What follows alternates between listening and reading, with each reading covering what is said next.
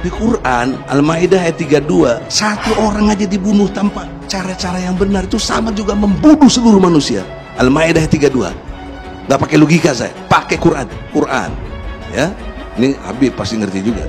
Ayat itu jangan dipotong dong. Nggak dipotong, siapa yang mau? Bahaya sekali nafsirkan Quran tanpa ilmu, sampai ada ancaman man fassarul Quran bi ra'yihi falyatabawa maq'adahu. Nah, orang yang menafsirkan Quran dengan semaunya sendiri maka sama juga pesen satu tiket di neraka. Nggak ada begitu. Anda motong ayat dong. Baca Al-Maidah 32. Nggak boleh mengajarkan Quran terjun bebas menurut saya. Memangnya agama menurut kamu enak aja. Baca dong ayatnya, jangan dipotong Oke, dong. Kita buktikan ya. Iya. Tidak berhak menafsiri Al-Quran kecuali orang yang memang berkecimpung di dunianya. Apalagi kadang-kadang mau nafsir Al-Quran sesuai dengan hawanya, dipelintirkan.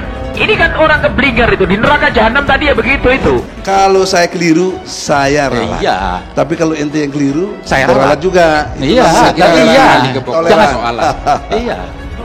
Lah itu model-model manusia. Coba dalam CD dialog kita lihat, itu banyak, itu kan pelintiran-pelintiran ayat. Seenaknya sendiri bawa Al-Quran dibawa ke orang ini, boy. Siapa yang ngajari nafsiri kayak begitu tuh? Ya iblis yang di dalam diri kita itu yang ngajari kita tuh nafsiri seleh, hawa nafsu. Itu salah pak, keblinger bukan salto, keblinger muter. Saya memahaminya dari surat Al-Baqarah ayat 216, amanu, hajaru, jahadu. Ini tiga kesatuan yang nggak bisa pisah. Oleh karena itu, konteks tadi amanu, hajaru, jahadu itu satu paket yang nggak bisa pisah. Itu kalau bicara fungsi agama. Nggak boleh agama kok menurut saya, agama yang menurut Allah dan Rasul. Nggak boleh menurut saya. Kalau menurut saya berarti agama macam-macam, karena setiap orang menurut masing-masing. Konstruk jihad itu ada dalam ajaran Islam. Sementara kalau diikutin dataran berpikir, nggak ada jihad-jihad lah, damai-damai aja dan lain sebagainya. Bagaimana kok muncul kata damai kalau belum perang? Loh, ini saya sedang jihad ini. Perang dulu baru damai. Jihad tuh nggak harus pedang dong. Abi sekarang nggak berjihad dengan pedang, tapi berjihad dengan ilmu. Pedagang bisa berjihad dengan dagangannya, guru bisa berjihad dengan mengajarkan ilmunya. Untuk memahami Al-Quran harus mempunyai 12 bekal, mulai 12 ilmu, mulai dari ilmu bahasanya, ilmu usulnya, sampai ilmu kemasyarakatan harus ada. Jadi tidak seenaknya orang menafsiri Al-Quran, bukan. Apalagi kadang-kadang mau nafsir Al-Quran sesuai dengan hawanya, dipelintirkan. Ini kan orang keblinger itu, di neraka jahanam tadi ya begitu itu. Keimanan itu harus dibuktikan dalam bentuk perubahan nilai menjadi hijrah. Hijrah nggak bakal tercapai kalau tidak ditopang oleh suasana jihad. Al-Quran bukan kitab mainan. Sebab itu saya tradisikan kalau ngaji itu pakai kitab supaya sanadnya mutasil sampai Rasulullah SAW. Makanya bahaya sekali nafsirkan Quran tanpa ilmu, sampai ada ancaman man fassarul Quran bi ra'yihi falyatabawa maq'adahu minan nar. Orang menafsirkan Quran dengan semaunya sendiri maka sama juga pesen satu tiket di neraka.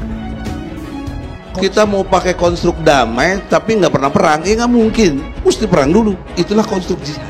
Oleh karena itu, konteks tadi amanu, hajaru, jahadu itu satu paket yang nggak bisa pisah. Itu kalau bicara fungsi agama.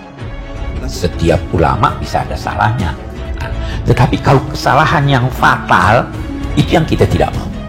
Karena itu ulama-ulama memberi rambu-rambu, jangan ini, jangan itu, jangan begini, karena kalau tidak kamu salah, kalau tidak jeli Anda salah. Lah itu model-model manusia. Coba dalam CD dialog kita lihat, itu banyak, itu kan pelintiran-pelintiran ayat. Seenaknya sendiri bawa Al-Quran dibawa ke orang ini, boy. Siapa yang ngajari nafsiri kayak begitu tuh? Ya iblis yang di dalam diri kita itu yang ngajari kita tuh nafsiri seleh, hawa nafsu. Itu salah pak, keblinger bukan salto, keblinger muter. Konstruk berpikir saya berdasarkan Al-Quran. Saya baca letter lah. Silakan. Letter lah. Silakan. Dan nggak pakai logika saya, pakai Quran. Ayat ini udah 1443 tahun lalu, tapi masih aktual hingga hari ini. Nggak mungkin kalau bukan wahyu, gitu loh. Orang-orang itu suka membawa Quran, qala Rasulullah, ya kebetulan yang denger kebetulan nggak ngerti bahasa Arab, nggak pernah belajar tafsir, ya iya saja, masya Allah, Quran hadis, Quran hadis, Quran hadis. Tak taunya banyak pengkhianatannya. Naudzubillah, itu wal jata bawa maq'adu minan nar. Ya betul, menyiapkan diri masuk neraka. Sebab itu saya tradisikan kalau ngaji itu pakai kitab supaya sanadnya muttasil sampai Rasulullah SAW. Nggak boleh mengajarkan Quran terjun bebas menurut saya. Memangnya agama menurut kamu enak aja. Karena kau yang bikin nggak santai. Nah, ya sudah kalau santai lu jangan ngomong, diam. Dengan Habib Bahar, saya kenal semuanya itu. Ini hukum positif. Dasar negara kita ini Tuhan, pasal 29 ayat 1 UUD 45. Saya justru lebih Tuhan yang dimaksud adalah Allah. Allah itu punya hukum, namanya hukum Islam. Cara-cara kalian menyudutkan umat Islam justru akan membangkitkan kemarahan umat Islam, dan Anda tidak akan pernah tahu rasanya bagaimana kalau umat Islam sudah marah. Rame-rame turun, kita demo kepung istana presiden supaya tidak kurang ajar. Tapi saya ingin terutama menghimbau kepada kiai-kiai muda ini jangan sampai tidak berusaha meniru Kanjeng Rasul dalam kasih sayangnya kepada umat. Kalau saja ulama-ulama yang tergabung dalam 212 mengeluarkan fatwa jihad, habis kalian. Takbir! Sudah saatnya umat akan melakukan jihad. Takbir! Abi sekarang tidak berjihad dengan pedang, tapi berjihad dengan ilmu. Pedagang bisa berjihad dengan dagangannya, guru bisa berjihad dengan mengajarkan ilmunya. Dan goblok, kurang ajar, sampai dianjing-anjingkan, itu kurang ajar. Kacau, istananya menjadi istana iblis. Ini di sosial media saya katakan ya kepada Anda yang suka mencaci umat Islam ya. Anda belum pernah merasakan bagaimana umat Islam marah.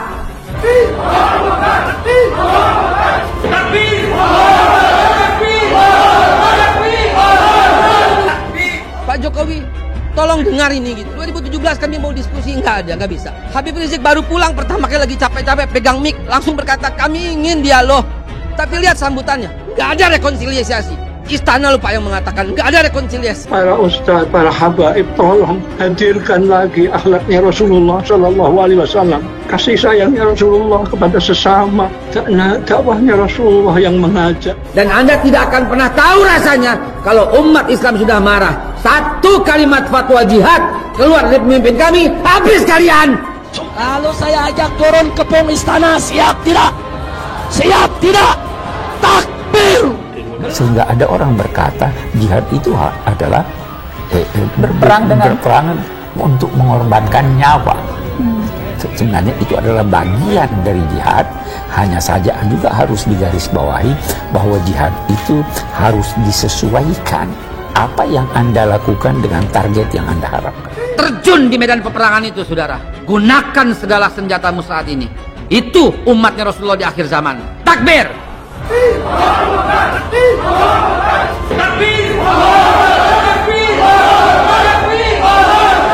Hak wa zahaqal batil, innal batila kana zahuqa.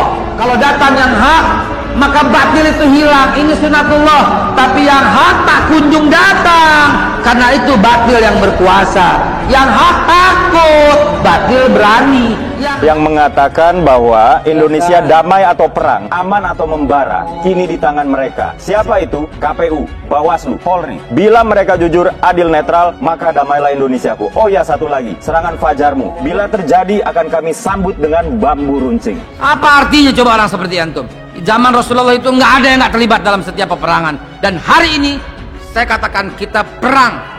Ini loh, ini hadis sahih bahwa ajaran Nabi untuk melihat kemungkaran itu tidak ada. Yang ajarannya itu disuruh revolusi pakai kudeta denda. Apa tidak kita perang ya Rasulullah? Jawab Nabi apa? Jangan. Selagi pejabat-pejabat itu masih sholat. Memang ini Habib Rizik ini apa? Musuh negara. Dia bukan bandar narkoba. Dia bukan pemimpin partai. Dia bukan siapa-siapa. Dia bukan musuh negara. Dia jelaskan saya tidak pernah menjadi musuh negara. Tidak pernah menjadi musuh TNI. Kurang hebatnya FPI. FPI itu dipimpin oleh seorang Habib. Itu di Jakarta juga ada kuat besar. Kalau niat baik semua umat Islam sedunia punya niat baik semua. Aksi bela Islam, aksi bela Islam, aksi bela Islam, aksi bela Islam. Yang hak sembunyi, batil yang muncul. Yang hak mundur, batil yang maju. Yang hak hilang, batil yang tampil. Yang hak bungkem, batil yang bersuara, saudaraku. Begini Pak Haikal, Kalau ada istilah perang tadi Pak Haikal itu menggunakan sekali, 2 kali. Kami dapat memahaminya bahwa itu adalah sebuah perumpamaan. Sejak tahun 2017, tapi selalu ada yang menghambat. Jujur-jujuran saja, terbuka saja. Siapa yang menghambat? Toh Pak Jokowi juga nggak anti-anti banget gitu loh. Siapa yang menghambat ini? Itu sebabnya saudara saya, Quraisy Shihab, tidak mau disebut Habib. Karena dia merasa hanya cucu-cucunya saja yang boleh memanggilnya Habib. Jihad yang paling tinggi tingkatannya itu adalah jihad mengatakan pemimpin salah kalau dia salah. Dan itu kita pegang sebagai seorang dai. Jihad itu menggunakan daya demi kebaikan. Kalau menggunakan daya tapi dalam keburukan tidak dinamai jihad. Daya manusia itu ada daya fisik, ada daya fikir, ada daya kalbu, ada daya hidup. Menggunakan daya-daya itu untuk kebaikan itu berjihad. Dari Sabang sampai Merauke kita turun ke jalan lengserkan siapapun presiden. Lebih baik rezim zalim dan curang ini yang bubar dan segera bubar. Maka kita minta kepada Bapak Polri, mudah-mudahan sampai terdengar, kalau Bapak Polri tidak bisa membawa Bapak Saudara Jokowi ke pengadilan, nggak apa-apa, silakan, tapi implikasinya bebaskan Habib Rizik Syihab. Indonesia itu dulu kedatangan Islam itu tidak pernah dipertentangkan antara Islam dan negara, sehingga diskusi itu sudah salah karena para wali itu tidak pernah mempertentangkan Islam dan keindonesiaan atau kebinekaan. Tegakkan hukum yang adil, yang salah proses hukum sesuai dengan hukum yang setimpal. Maka untuk memahami ayat tadi, walaupun cuma 1 orang tampil berani, maka akan Allah taruh ketakutan di hati orang-orang yang batil. Tapi ini terlalu konsisten ya, ucapan-ucapan yang memprovokasi emosional masyarakat dibalut dengan framing sedang terjadi kecurangan, padahal kecurangan itu sendiri tidak pernah dapat dibuktikan oleh teman-teman di BPN.